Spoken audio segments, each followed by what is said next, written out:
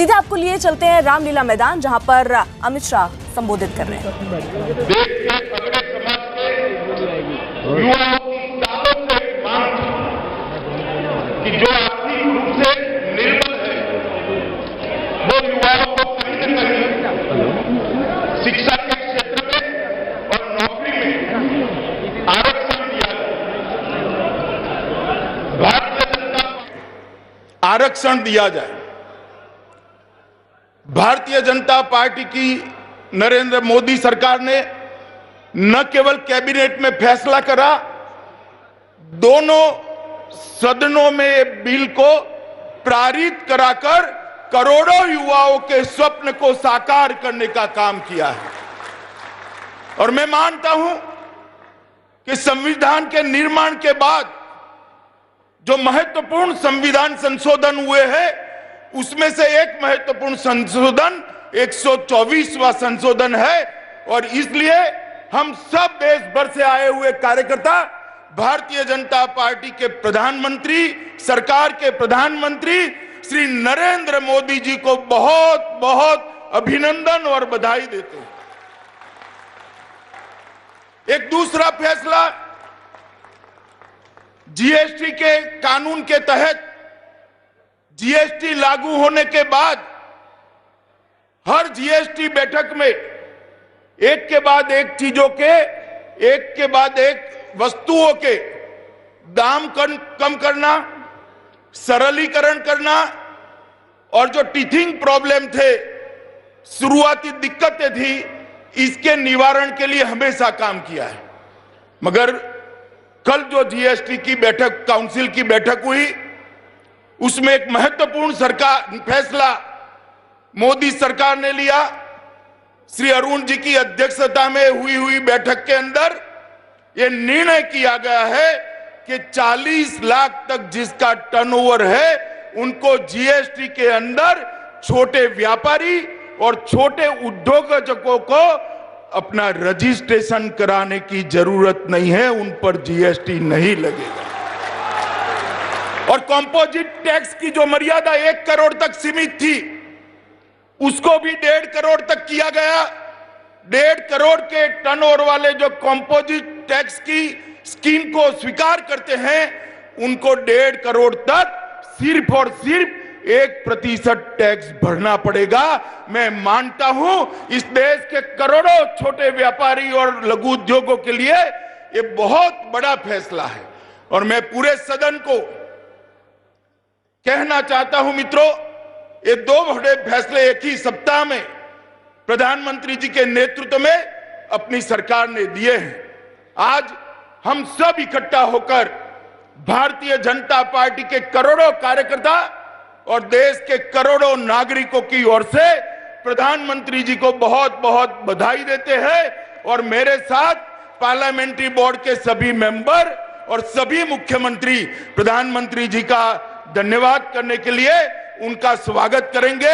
आप सभी से निवेदन है, अपने स्थान पर खड़े होकर इस फैसले का सम्मान करें, प्रधानमंत्री जी को धन्यवाद दें।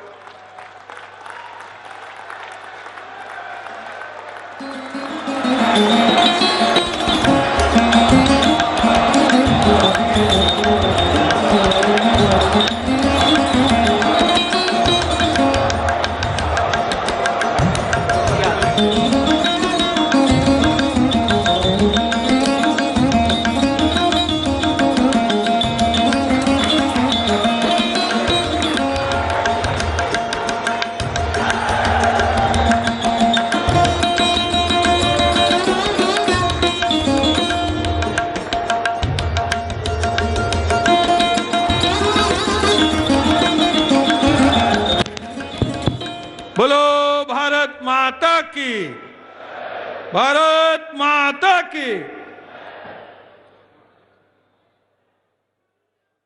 मैं अभी इस राष्ट्रीय अधिवेशन में देश भर से आए हुए सभी प्रतिनिधियों के लिए स्वागत करने हेतु दिल्ली प्रदेश के अध्यक्ष श्री मनोज तिवारी से अनुरोध करता हूं कि स्वागत भाषण करें। भारत माता की, भारत माता की। मंच पर उपस्थित आजादी के बाद के सबसे लोकप्रिय प्रधानमंत्री और भारतीय जनता पार्टी के सर्वोच्च नेता आदरणीय नरेंद्र मोदी जी, मंच पर उपस्थित श्रीमान लाल कृष्ण आडवाणी जी, देश के गृह मंत्री श्रीमान राजनाथ सिंह जी, हमारे पार्टी के वरिष्ठ नेता भूतपूर्व अध्यक्ष डॉक्टर मुरली मनोहर जोशी जी, श्रीमान अरुण जेटली जी, श्रीमती सुषमा स्वराज जी, पूर्व अध्यक्ष और इंफ्रास्ट्रक्चर मंत्री श्रीमान नितिन गडकरी जी, श्री थावरचंद गहलोत जी, श्री शिवराज सिंह चौहान जी, श्री जगत प्रकाश नड्डा जी और अपने संगठन मंत्री श्रीमान रामलाल जी, मंच पर बैठे हुए सारे राज्यों के मुख्यमंत्रीगण, केंद्र के मंत्रीगण, भारतीय जनता पार्टी के राष्ट्रीय पदाधिकारी और आज भारत माता की मंच पर उपस्थित आजादी के बाद के सबसे लोकप्रिय प्रधानमंत्री और भारतीय जनता पार्टी के सर्वोच्च नेता आदरणीय नरेंद्र मोदी जी, मंच पर उपस्थित श्रीमान लाल कृष्ण आडवाणी जी, देश के गृह मंत्री श्रीमान राजनाथ सिंह जी, हमारे पार्टी के वरिष्ठ नेता भूतपूर्व अध्यक्ष डॉक्टर मुरली मनोहर जोशी जी, श्रीमान अरुण जेटली जी, श्रीमती सुषमा स्वराज जी, पूर्व अध्यक्ष और इंफ्रास्ट्रक्चर मंत्री श्रीमान नितिन गडकरी जी, श्री थावरचंद गहलोत जी, श्री शिवराज सिंह चौहान जी, श्री जगत प्रकाश नड्डा जी और अपने संगठन मंत्री श्रीमान रामलाल जी, मंच पर बैठे हुए सारे राज्यों के मुख्यमंत्रीगण, केंद्र के मंत्रीगण, भारतीय जनता पार्टी के राष्ट्रीय पदाधिकारी और आज इस खुले अधिवेशन के अंदर देश के कोने कोने से आए हुए भारतीय जनता पार्टी के मालिक, ऐसे मेरे प्यारे कार्यकर्ता भाइयों और बहनों,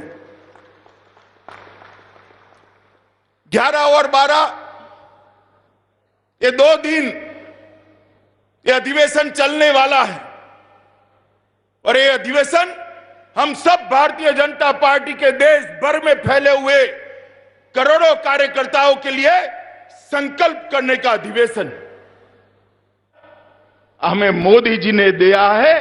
ऐसे नए भारत की रचना करने का संकल्प करने का यह अधिवेशन, मित्रों, ये अधिवेशन 11 और 12 में चलेगा।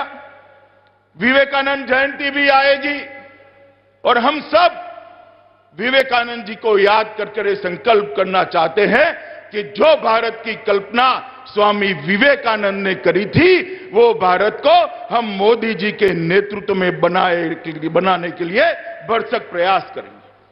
कुछ ही दिनों के अंदर मकर संक्रांति, पोंगल, लोहड़ी, अनेक त्योहार आ रहे हैं। मैं आज इस मंच से देशवासियों को भारतीय जनता पार्टी की ओर से ये सभी त्योहारों का अग्रिम बधाई देना चाहता हूं। मित्रों, ये साल गांधी जी का 150वां साल है और गुरु नानक देव जी का 550वां प्रकाश वर्ष भी इसी साल के अंदर आता है। गांधी जी और गुरु नानक देव साहब जी के रास्ते पर देश आगे बढ़े और 2019 में मोदी जी के नेतृत्व में फिर एक बार सरकार बनाकर विजय उत्सव मनाने के लिए हम इस रामलीला मैदान में आए। मित्रों, भारतीय जनता पार्टी की स्थापना के बाद ये पहला अधिवेशन है कि जिस अधिवेशन में हमारे बीच में अटल जी नहीं रहे हैं। अटल जी जनसंघ के समय से देश की राजनीति के ध्रुव तारे रहे। जनसंघ के समय से अटल जी ने हमारी पार्टी का नेतृत्व किया।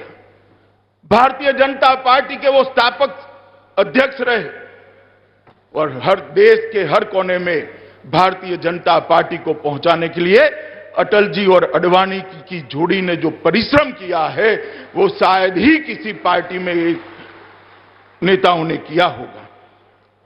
सही मायने में जनसंघ और भारतीय जनता पार्टी को एक राजनीतिक पहचान देने में अटल जी का बहुत बड़ा योगदान है। आज हम सब अटल जी जब नहीं है तो रिक्तता महसूस करते हैं, मगर हम सब ये भी जानते हैं कि अटल जी ने जिस प्रकार का संदेश हमें दिया है, हमारा विचारधारा का कारवा रुकने वाला नहीं है। अटल जी सदैव अटल होकर हमारे साथ रहे हैं, ये हम सब की भावना है। मित्रों, आज अभी दिल्ली प्रदेश के अध्यक्ष महोदय ने बताया कि ये स्थान पर विजय प्राप्त होता है। 2014 में हम सब यहां एकत्रित आए थे और पूर्ण बहुमत की सरकार बनाने का संकल्प लिया था। 272 प्लस का संकल्प लेकर यहां से गए थे और जब चुनाव के नतीजे आए 272 प्लस कर भारतीय जनता पार्टी की पूर्ण बहुमत की सरकार हमने बनाई। हमारे नेता नरेंद्र मोदी जी प्रधानमंत्री बने और मैं एक और बात की याद दिलाना चाहता हूं। देश पर जब इमरजेंसी थोपी गई, आपातकाल समाप्त होने के बाद इंदिरा गांधी की सरकार का मृत्यु घंट बजाने वाली पहली रैली अगर कहीं पर हुई थी तो वो यही मैदान पर हुई थी और लोकतंत्र के मजबूत बनाने का अभियान भी यहीं शुरू। आज उसी ऐतिहासिक रामलीला मैदान पर हम सब इकट्ठा आए हैं। मित्रों, आज हम 2019 की तैयारी के लिए 2019 के चुनाव के मैदान में जाने के लिए यहां एकत्रित हुए। ये 2019 का चुनाव बहुत महत्वपूर्ण है। भारतीय जनता पार्टी के लिए तो महत्वपूर्ण है ही है, हमारे लिए बहुत महत्वपूर्ण है, मगर इतना ही महत्वपूर्ण भारत के लिए भी है। भारत के 50 करोड़ गरीबों के लिए ये चुनाव बहुत मायने रखता है। एक अपना स्टार्टअप लेकर निकले हुए युवा के लिए ये चुनाव मायने रखता है। एक बुढ़िया को अपनी कुटिया के अंदर गैस का सिलेंडर मिला है, धुआं नहीं खाना पड़ता है, इसके लिए चुनाव बहुत महत्वपूर्ण है। मित्रों, एक बच्ची 16-17 साल की, उसके घर में टॉयलेट लग गया, अब शर्म महसूस नहीं करनी पड़ती है, इसके लिए चुनाव महत्वपूर्ण है। करोड़ों भारतीय राह देखते थे कब कोई एक नेता आएगा और भारत को अपना गौरव दुनिया में दिलाने का प्रयास करेगा, सफल प्रयास करेगा। वो करोड़ों लोगों के लिए भी ये चुनाव बहुत महत्वपूर्ण है। मित्रों, ये चुनाव हम आगे लड़ने जा रहे हैं और विजय का संकल्प इसलिए लेते हैं कि मोदी जी के नेतृत्व में हमारी ये विकास यात्रा, भारत की ये गौरव यात्रा हम चालू रख सकें।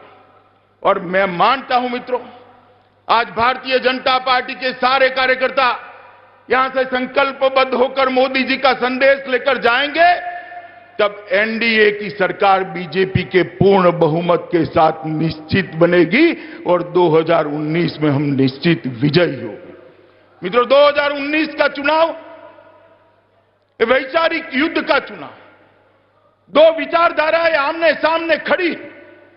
एक और तो हम 1950 से सांस्कृतिक राष्ट्रवाद और अंत्योदय का सिद्धांत लेकर जो चले, गरीब कल्याण का मंत्र लेकर चले, वो विचारधारा के आधार पर एक बड़ा तबका एकत्रित आया है। मोदी जी के नेतृत्व में एनडीए के 35 दल एकजुट, एकमुश्त होकर चुनाव के मैदान में खड़े हैं और दूसरी ओर जिनका कोई न नेता है न नीति है, स्वार्थ और सत्ता के लिए एकत्रित होने वाले लोगों का एक जमघट है, गठबंधन है। ये दोनों विचारधारा के बीच में ये लड़ाई है, ये युद्ध है। और मित्रों, जब ये युद्ध के अंदर हम जाते हैं तब युद्ध का महत्व भी जानना चाहिए। युद्ध कई प्रकार के होते हैं। कुछ युद्ध ऐसे होते हैं जो उसके जय पराजय तक सीमित रहते हैं। कुछ युद्ध ऐसे होते हैं जो एकाध दशक तक अपना असर छोड़ते हैं, मगर कुछ युद्ध ऐसे होते हैं जो सदियों तक अपना असर छोड़ते हैं। मैं मानता हूं ये 2019 का युद्ध सदियों तक असर छोड़ने वाला युद्ध बनने वाला है, इसलिए जीतना बहुत महत्वपूर्ण है। मित्रों, 70 साल से वंचित गरीब को कुछ नहीं मिला था, उसको देने का एक सफल प्रयास भारतीय जनता पार्टी की सरकार ने करा है। ये युद्ध उनके लिए। इतिहास में एक और उदाहरण है मित्रों, जो आज की स्थिति के साथ ठीक मेल खाता है। 1700 के समय के अंदर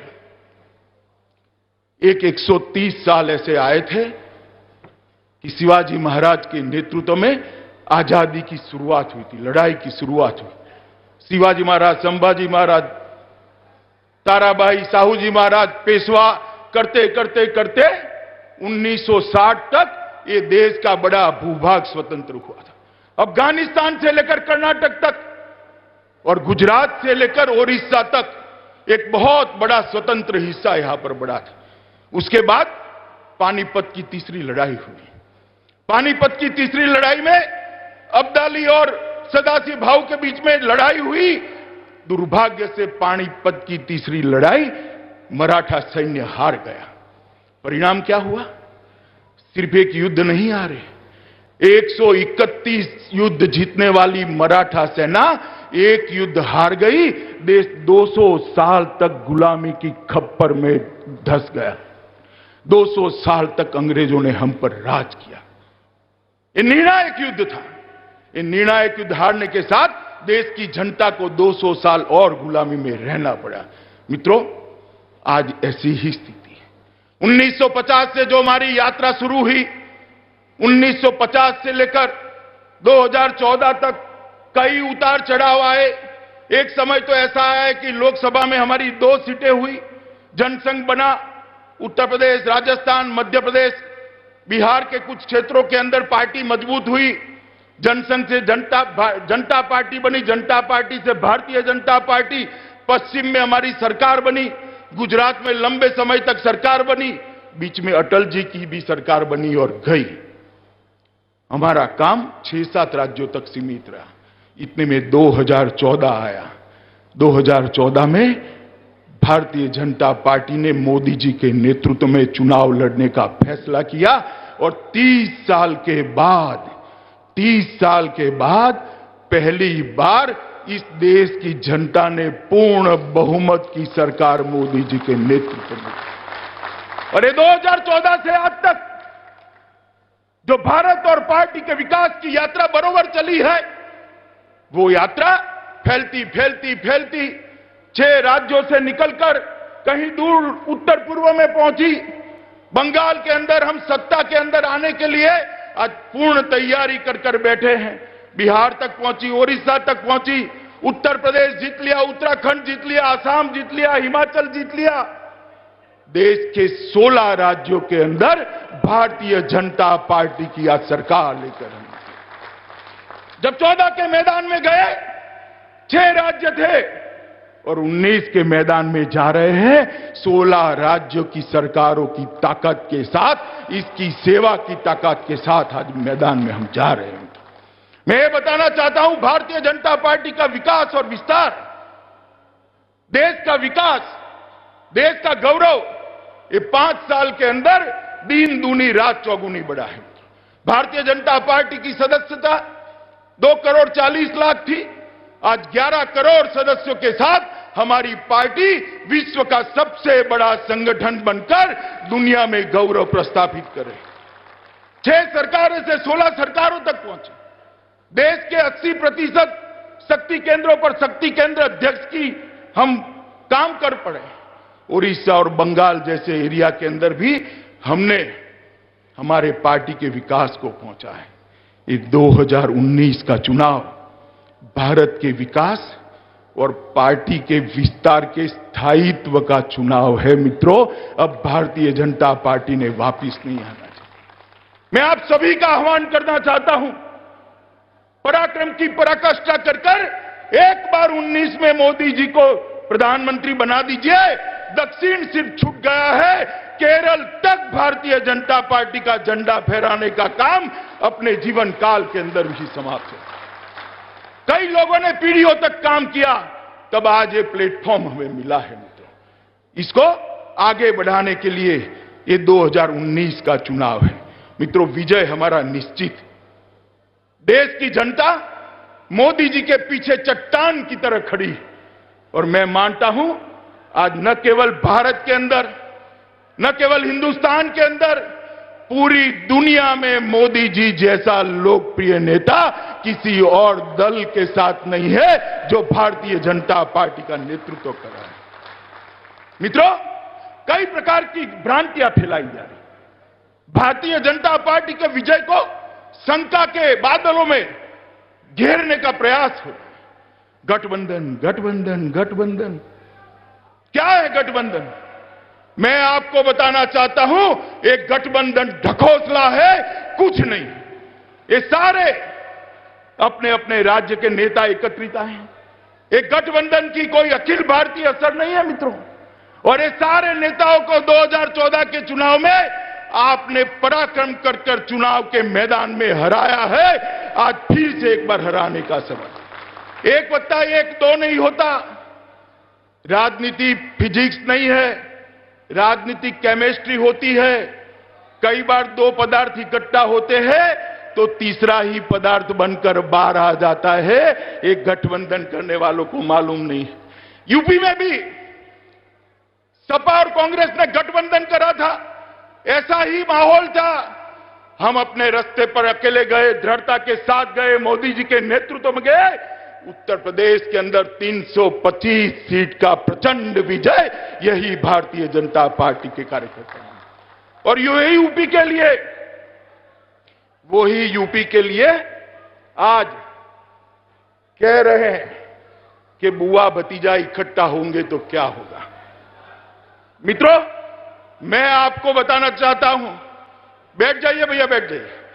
मैं आपको बताना चाहता हूं, मैं यूपी के संगठन से और यूपी की सरकार में बैठे हुए कार्यकर्ता से लगातार संपर्क में हूं। यूपी का भारतीय जनता पार्टी का यूनिट 50% की लड़ाई लड़ने के लिए तैयार है। यूपी में 73 से 74 होगी, 72 होने की संभावना नहीं है। ये मूड के साथ देश का हर कार्यकर्ता उत्तर प्रदेश के साथ खड़ा है। उत्तर प्रदेश की विजय एक लंबे समय तक देश की राजनीति का निर्धारण करने वाली है, और वो लड़ाई लड़ने के लिए हम तैयार खड़े हैं। मित्रों, जब हम कहते हैं कि विजय का हमें विश्वास है, तो उसका आधार भी है। बीजेपी वर्सेस ऑल हुआ है। क्यों हुआ है? एक दूसरे का मुंह न देखने वाले, एक दूसरे के साथ एक सोफे पर न बैठने वाले आज हाथ मिला मिलाकर उठा उठाकर क्यों घूम रहे? क्योंकि उनको मालूम है कि अकेले मोदी जी को हराना असंभव है, इसलिए वो इकट्ठा हुए। बाकी सारे लोग जो देखे वो, मैं पार्टी के कार्यकर्ताओं को आह्वान करता हूं, ये हमारी शक्ति की, ये हमारी ताकत की स्वीकृति है, मोदी जी के ताकत की स्वीकृति। एक जमाना था कांग्रेस वर्सेस ऑल हुआ करता था, और आज हमारे लिए गौरव की बात है कि नरेंद्र मोदी वर्सेस ऑल हुआ है। भारत की राजनीति का ध्रुव, उसका न्यूक्लियस भारतीय जनता पार्टी का एक नेता अपने परिश्रम के और अपने चरित्र के आधार पर बनकर बैठा है। मित्रों, जब मैं आपको कहता हूं, खुला अधिवेशन है, देशवासियों के सामने कहता हूं कि भारतीय जनता पार्टी जीतेगी, पूर्ण बहुमत की सरकार बनाएंगे, एनडीए के साथियों के साथ सरकार बनाएंगे, तो उसका आधार है। क्या मिला था 2014 में? क्या मिला था? ये अभी जो गठबंधन का नाम लेकर निकले हैं, एक ही परिवार ने, एक ही पार्टी ने 55 साल तक देश पर शासन किया। 55 साल कोई छोटा कालखंड नहीं होता है और इतनी दिक्कतें भी नहीं होती थी उस वक्त। पंचायत से लेकर पार्लियामेंट तक 55 साल तक एक परिवार का शासन रहा। कैसा देश हमें दिया था। 2014 में 60 करोड़ लोग ऐसे थे जिनके घर में एक भी बैंक अकाउंट नहीं था, देश के अर्थतंत्र के साथ उनका जुड़ाव नहीं था। मोदी जी ने एक ही साल के अंदर वो 60 करोड़ लोगों को बैंक अकाउंट देने का काम समाप्त कर दिया। कैसा देश मिला था। देश के अंदर 12 करोड़ लोग ऐसे थे जिनके पास गैस का सिलेंडर नहीं था, गैस का स्वप्न भी नहीं आता था। मोदी जी ने 5 ही साल में अब तक 6 करोड़ से ज्यादा गरीब महिलाओं को गैस का सिलेंडर दिया है और 8 करोड़ तक जाने की यात्रा सुनिश्चित कर। कैसा देश दिया था। देश के 12 करोड़ परिवारों के अंदर टॉयलेट नहीं था। बच्चियों को शर्म महसूस करनी पड़ती थी, महिलाओं को शर्म महसूस करनी पड़ती थी। और आज एक ही सरकार के 5 साल अभी समाप्त भी नहीं हुए, 9 करोड़ लोगों के घर में शौचालय पहुंचाने का काम ये भारतीय जनता पार्टी की सरकार ने। 10 करोड़ लोग घर ऐसे थे जिनको घर भी नहीं मिला। खुला आसमान, खुली छत, कई टहनियां लड़कियां डालकर एक आशियाना बना लिया। ऐसे 10 करोड़ परिवारों के लिए एक संकल्प लिया गया कि 2022 के पहले ये देश में एक भी घर ऐसा, एक परिवार ऐसा नहीं होगा जिसके पास पक्का मकान नहीं होगा। 2.5 करोड़ घर देने का काम ये भारतीय जनता पार्टी की सरकार ने सब लगभग 2.5 करोड़ लोग ऐसे थे जिनके घर में कभी उजाला ही नहीं हुआ।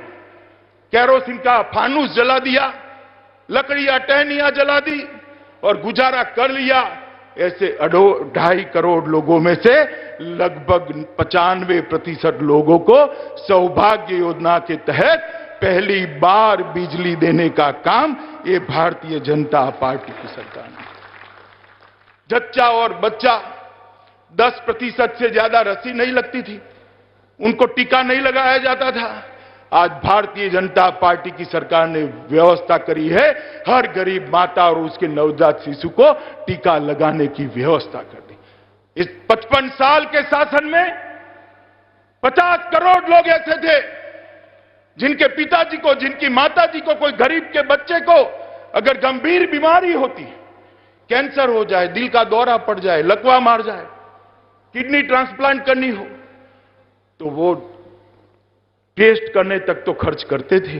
अस्पताल में से दूसरे दिन ही बाप कहता था, बेटा घर पे ले जा, मैं तो मरूंगा ही, तेरे बच्चे भी तेरे ऋण के नीचे मर जाएंगे।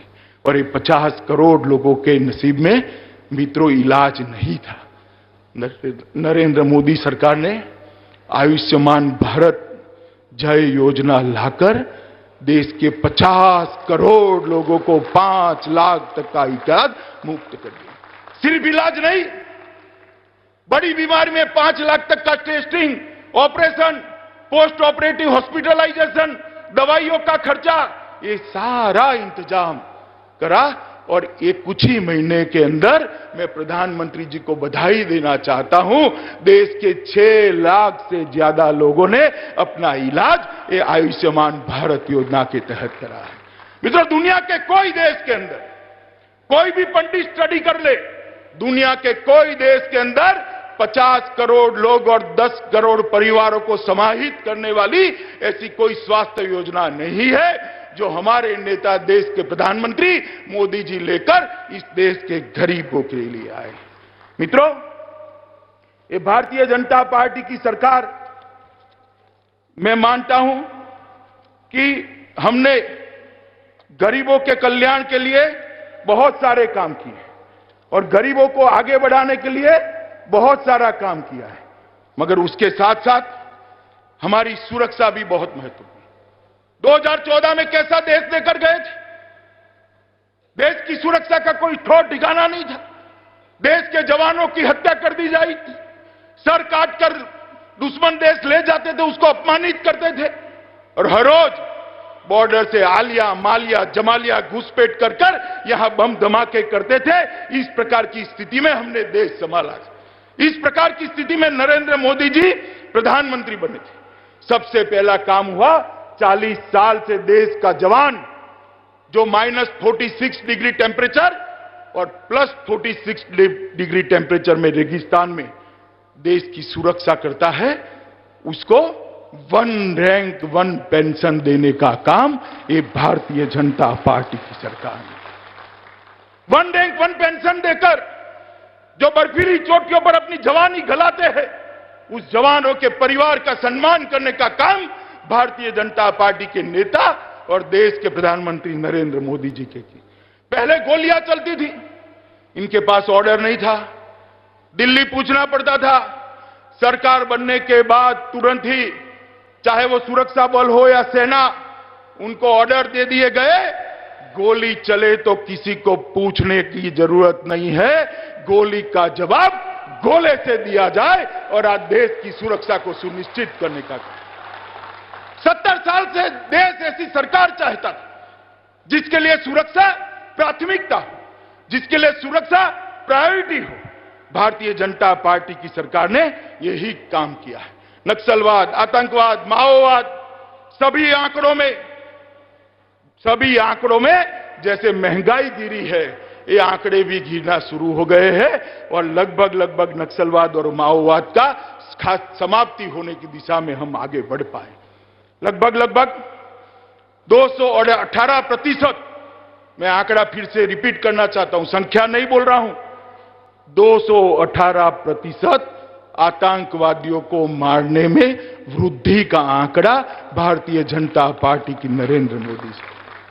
और मित्रों, उनको पुरानी आदत पड़ी थी, मौनी बाबा की सरकार की आदत पड़ी थी, कांग्रेस की सरकार की आदत पड़ी थी, सोनिया मनमोहन की सरकार की आदत पड़ी थी। उरी में उन्होंने एक कांड कर दिया, 12 जवानों को जिंदा जला दिया। बड़े सवेरे तड़के वो सोते थे, उनको लड़ने का मौका भी नहीं। पूरे देश के अंदर हताशा, निराशा, गुस्सा, क्या होगा, अब मोदी जी भी क्या कर सकते हैं, हम सब भी सकते में पड़े थे। मगर मित्रों, इस बार मनमोहन सिंह की सरकार नहीं थी, नरेंद्र मोदी जी की सरकार थी। इस बार कांग्रेस की सरकार नहीं थी, भारतीय जनता पार्टी की सरकार थी। 10वें ही दिन मोदी जी ने सेना के रणबांकुरों को हुक्म दिया, हमारे रणबांकुर एक पाकिस्तान के घर में घुसकर सर्जिकल स्ट्राइक कर अपने जवानों की हत्या का बदला लेकर वापिस आ गए। कुछ नेताओं को मालूम नहीं पड़ता है ये क्या हुआ है। मैं आज आपके माध्यम से पूरे देश को बताना चाहता हूं क्या हुआ है। पूरी दुनिया में 2 ही देश थे जो अपने सेना के जवानों के मृत्यु का बदला देते थे, अमेरिका और इजराइल। इस सर्जिकल स्ट्राइक समाप्त कर जिस क्षण हमारे जवान भारत माता की जयकारे के नारे के साथ वापिस आए, वो 2 देशों की सूची में मेरे और आपके देश महान भारत का नाम मोदी जी ने जोड़ने का काम किया। भारत को देखने का दुनिया का नजरिया बदलने का काम भारतीय जनता पार्टी की मोदी सरकार ने किया है। और मित्रों, घुसपैठ के खिलाफ हम कब के लड़ते हैं, क्योंकि घुसपैठ देश की सुरक्षा के साथ जुड़े, घुसपैठ देश के संसाधनों के बंटवारे के साथ जुड़ा है, घुसपैठ गरीबी उन्मूलन के साथ जुड़ा है। इसके खिलाफ भारतीय जनता पार्टी के कार्यकर्ताओं ने कई प्रस्ताव किए, कई प्रदर्शन किए, बड़ी बड़ी रैलियां करी, मगर कांग्रेस की सरकारों के माथे पर जू नहीं रहती थी। मोदी जी की सरकार बनी, विजय यात्रा आसाम में पहुंची, आसाम में सर्बानंद सोनोवाल की सरकार बनी और सर्बानंद सोनोवाल की सरकार बनते ही हमने एनआरसी की शुरुआत करी। मित्रों, क्या है एनआरसी? देश में जो घुसपैठिए हैं उनको चिन्हित करने की व्यवस्था है और देश के नागरिक का सम्मान करने की व्यवस्था है। अकेले आसाम के अंदर 40 लाख प्रथम दृष्टिया घुसपैठिए चिन्हित किए गए। मुझे तो बहुत अच्छा लगा उस दिन जब अखबार में आंकड़ा आया। मैं अभिनंदन करने के भाव के साथ राज्यसभा में पहुंचा। पूरी राहुल बाबा एंड कंपनी पूरी की पूरी हाय तौबा मचा रही थी। पूरी कांग्रेस, सपा, बसपा, डीएमके, तृणमूल कांग्रेस, सारे के सारे मार डाला। ये कहां जाएंगे, कहां रहेंगे, क्या खाएंगे, क्या पिएंगे, जैसे उनके मौसेरे भाई लगते हो, इस प्रकार का माहौल। मैं आज पूछना चाहता हूं राहुल बाबा एंड कंपनी के, आप अपना पक्ष स्पष्ट करिए देश की जनता के सामने। इस देश में घुसपैठिए रहे, इसके साथ आपका गठबंधन सहमत है या नहीं है, वो देश की जनता के सामने स्पष्ट कर दीजिए। एक घुसपैठिए देश को दिमक की तरह चाट जाते हैं, देश की सुरक्षा के साथ खिलवाड़ करते हैं। जब वो घुसकर बम धमाके करते हैं, हमारे नागरिक मरते हैं, उनकी ह्यूमन राइट की गठबंधन के नेताओं को चिंता नहीं है, उनको उसमें वोट बैंक नजर आती है, वोट बैंक।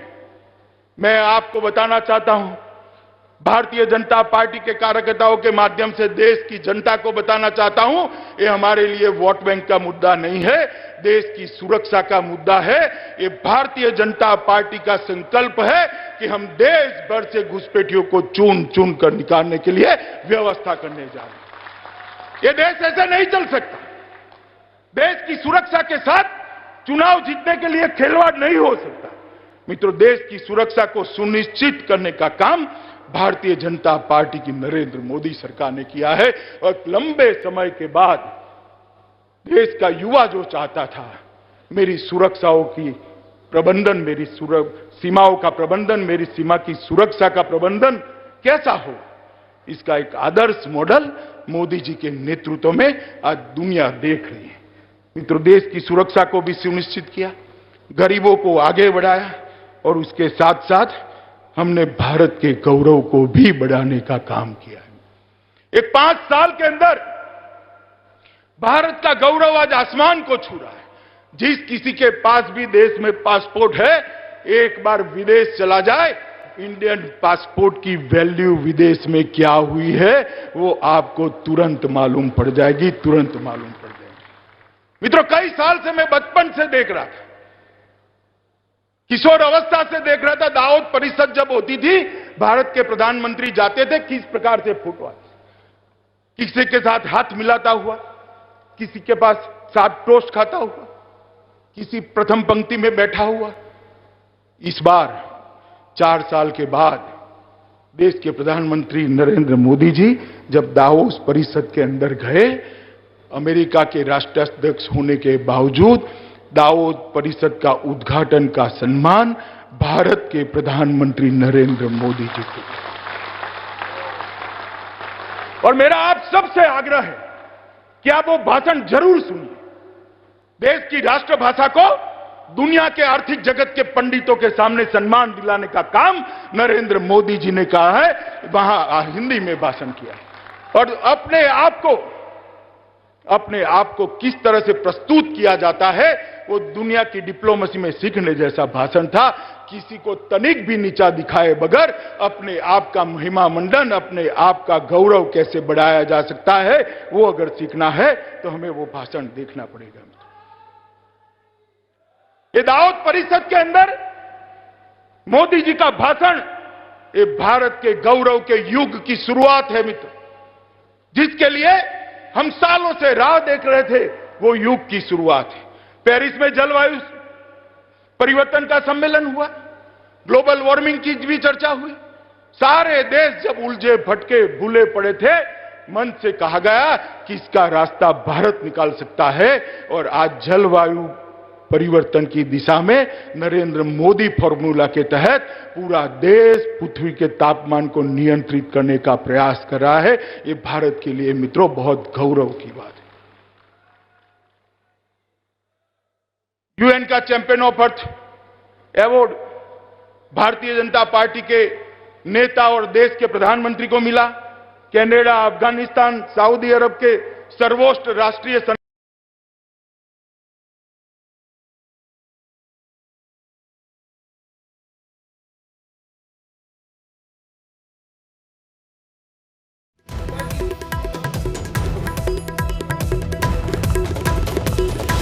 ये भारतीय संस्कृति का सम्मान है।